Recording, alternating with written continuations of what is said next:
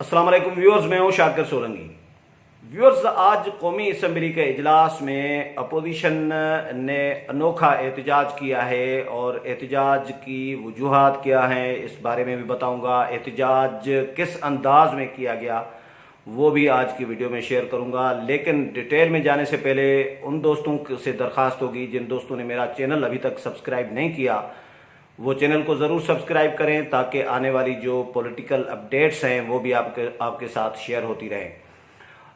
कौमी असम्बली का इजलास चल रहा था। डिप्टी स्पीकर कासिम सूरी सदारत कर रहे थे और ख्वाजा शिराज हैं पीटीआई के रुकन।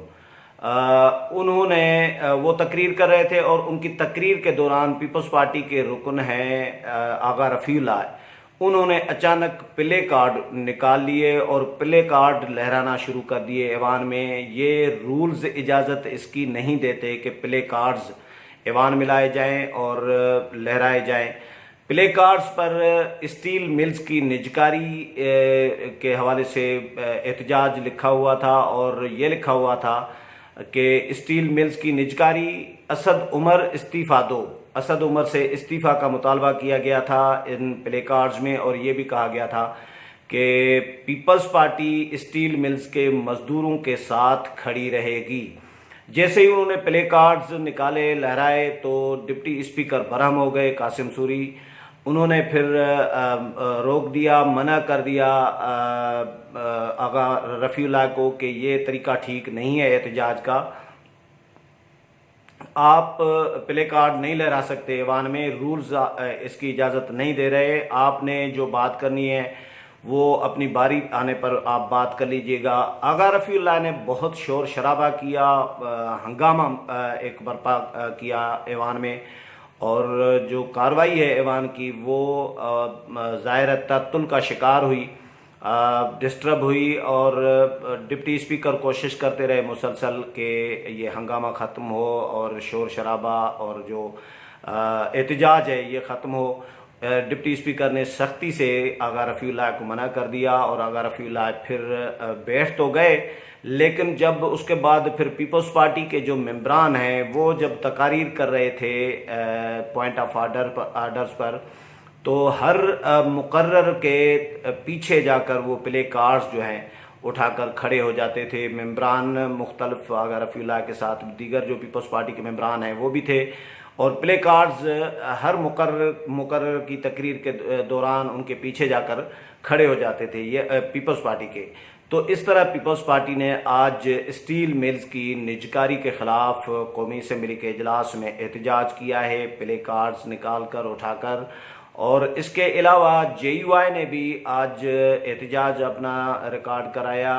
कौमी असम्बली के हवाले से एक बात आपको मैं बताऊं कि स्पीकर कौमी असम्बली असद कैसर ने तमाम जमातों को बुलाया था गुज़श्ता रोज़ और उनके साथ मिलकर ये मुशावरत की कि क्योंकि कोरोना वबा तेज़ी के साथ फैल रहा है, ख़तरा है कि मेंबरान मज़ीद यहाँ से न फिर मुतासर हों कौमी असम्बली में भी।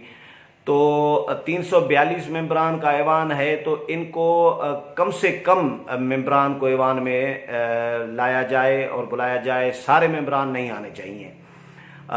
तमाम जमातें इस बात पर मुत्तफ़िक़ हुई कि 86 मेंबरान को ऐवान में मौजूद होना चाहिए, 86 से ज़्यादा अलाउ नहीं होने चाहिए ताकि डिस्टेंस के साथ वो बैठ सकें। अब ज़ाहिर है जहाँ 342 मेंबरान बैठेंगे वहाँ 86 बैठेंगे तो बड़ा डिस्टेंस उनके दरमियान आ जाएगा ऑटोमेटिक। ये तमाम जमातों ने, पीपल्स पार्टी ने, नून लीग ने, तमाम जमातों ने इस पर इत्तफ़ाक़ कर लिया, लेकिन JUI ने इत्तफ़ाक़ पहले दिन ही नहीं किया। JUI के जो MMA के पार्लिमानी लीडर हैं मौलाना असद महमूद, उन्होंने एतराज़ किया इस पर कि ये तरीका ठीक नहीं है। तमाम मेंबरान का हक है कि उनको ऐवान में आने दिया जाए, बात करने दी जाए, क्योंकि कोरोना वबा इन 86 मेंबरान, सिर्फ 86 मेंबरान के हलकों में तो नहीं फैली हुई, वो तो 342 मेंबरान के हलकों में फैली हुई है, पूरे मुल्क में फैली हुई है। तो बाकी जो मेंबरान हैं 86 के अलावा, तो 86 मेंबरान के अलावा बाकी जो मेंबरान हैं उनके हलकों के लोगों ने, अवाम ने क्या कसूर किया या उन्होंने मेंबरान ने क्या कसूर किया कि उनको नुमाइंदगी से, अवाम की नुमाइंदगी से महरूम रखा जाए और बजट बहस में हिस्सा न लेने दिया जाए। ये तरीका ठीक नहीं है। हम इसकी मुखालफत करते हैं और हम डिमांड करेंगे कि तमाम मेंबरान को भरपूर मौका देना चाहिए और इजाज़त देनी चाहिए कि वो कौमी असम्बली के इजलास में आएँ, अपना हिस्सा डालें।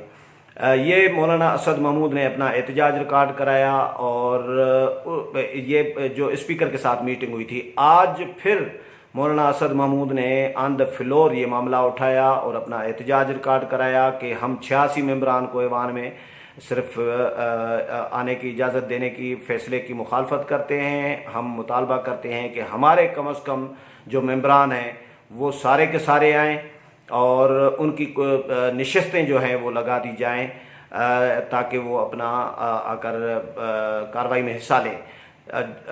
डिप्टी स्पीकर ने उनको, मौलाना असद महमूद को यकीन दहानी कराई कि ठीक है आपके तमाम मेंबरान, क्योंकि JUI के ज़ाहिर इतने तादाद भी ज़्यादा नहीं है, 16 मेंबरान है टोटल MMA के, तो उनको ये यकीन दहानी कराई गई कि ठीक है आपके मेंबरान की नशिस्तें जो हैं अलाट कर दी जाती हैं और उनको आने की इजाज़त देते हैं। लेकिन उसके बावजूद मौलाना असद महमूद ने कहा कि ठीक है आप यकीन दहानी तो कराते हैं, लेकिन हम चाहेंगे कि वो लगा दी जाए, सिर्फ ऐलान न किया जाए। ये यकीन दहानी काफ़ी नहीं होती। जब तक नशिस्तें हमारे मेंबरान की नहीं रखी जाती, अलाट नहीं की जाती, तब तक हम ऐवान से एहतजाज करेंगे ऐवान में और हम वाकआउट करेंगे ऐवान का। उसके बाद फिर JUI के मेंबरान वाकआउट करके चले गए और इस तरह उन्होंने अपना 86 मेंबरान के फैसले के ख़िलाफ़ एहतजाज रिकॉर्ड कराया और वाकआउट किया। स्टील मिल्स का जहाँ तक ताल्लुक़ है, जो पीपल्स पार्टी ने एहतजाज किया, इस पर तमाम जमातें जो हैं PTI के अलावा वो सब जमातें स्टील मिल्स की निजकारी के ख़िलाफ़ हैं इस वक्त। और आज मौलाना फजल रहमान ने भी जो प्रेस कॉन्फ्रेंस की, उसमें भी मौलाना फजल रहमान ने अपना एहतजाज रिकॉर्ड कराया है कि स्टील मिल्स की निजकारी की मुखालफत करते हैं। 9, साढ़े 9, 10 हज़ार मुलाजमीन को अभी रिसेंटली फारिग किया गया है निजकारी की चक्कर में। हुकूमत ने तो ये ऐलान किया था कि 1 करोड़ नौकरियां देंगे। ये तो मुलाजमीन को जो बरसरे रोज़गार हैं उनसे रोज़गार भी छीने जा रही है, तो ये हुकूमत नौकरियां कैसे देगी?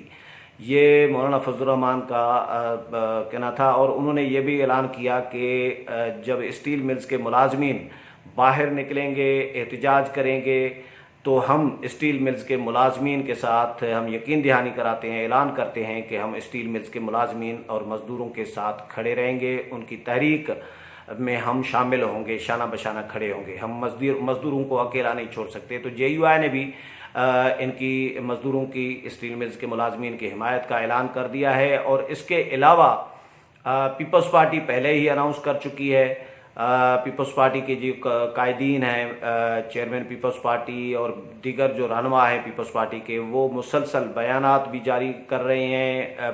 ऐवान में ऑन द फ्लोर तकारीर में भी अपना एहतजाज कर रहे हैं, हुकूमत से मुतालबा कर रहे हैं कि हुकूमत ये फ़ैसला वापस ले और जो बरतरफ जो जिन मुलाजमीन को फारिग किया गया है उनको वापस जो है स्टील मिल्स में रखा जाए और स्टील मिल को की निजकारी न की जाए। ये मामला वैसे सुप्रीम कोर्ट में भी है, ज़ेर समाअत है, सुप्रीम कोर्ट में इस पर समाअतें चल रही हैं और अभी गुज़श्ता रोज़ ही सुप्रीम कोर्ट में समाअत होनी थी, जो चीफ जस्टिस ने बाकी 1-2 जो केसेस हैं वो मौखर किए हैं। फ़िलहाल उनकी समाअत जो है वो मुलतवी फ़िलहाल हुई है, तो इस केस की भी समाअत फ़िलहाल चीफ जस्टिस ने मुलतवी की है। तो सुप्रीम कोर्ट में भी ज़ाहिर है इस मामले पर केस चल रहा है निजकारी जो है स्टील मिल्स की, लेकिन अपोजिशन अपना एहतजाज मुसलसल कर रही है और हुकूमत मंजूरी दे चुकी है, वफाकी काबीना मंजूरी दे चुकी है कि स्टील मिल्स की जो है निजकारी की जाएगी। मज़दूरों को पहले ही ऑलरेडी फारिग कर दिया गया है। पीपल्स पार्टी, JUI और जो दीगर जो जमातें हैं, नून लीग भी, ये सब जमातें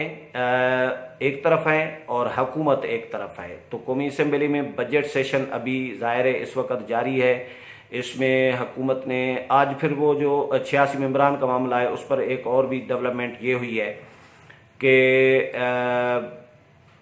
86 मेंबरान के हवाले से नून लीग भी JUI ने नून लीग को भी मशवरा दिया है। आज आए थे राना सनाउल्लाह, खुरम दस्तगीर और 3 रहनुमा थे नून लीग के, वो आए थे मौलाना फजल रहमान के राइशगाह पर, उनसे मुलाकात की और मौलाना ने उनके साथ ये मामला भी डिस्कस किया। तो राना सनाउल्लाह ने ये ऐलान किया है कि हम पहले तो राज़ी हो कर आए थे, स्पीकर के साथ मुत्तफ़िक होकर आए थे कि 86 मेंबरान हों, लेकिन अब हम इस पर दोबारा गौर करेंगे और स्पीकर के साथ मिलेंगे। तो ये मेरा ख्याल है 86 मेंबरान वाला फैसला हुकूमत को शायद वापिस ही लेना पड़े। असेंबली के इजलास के हवाले से जो भी अपडेट आती रहेगी रोज़ाना की बुनियाद पर, वो भी आपके साथ शेयर करता रहूँगा।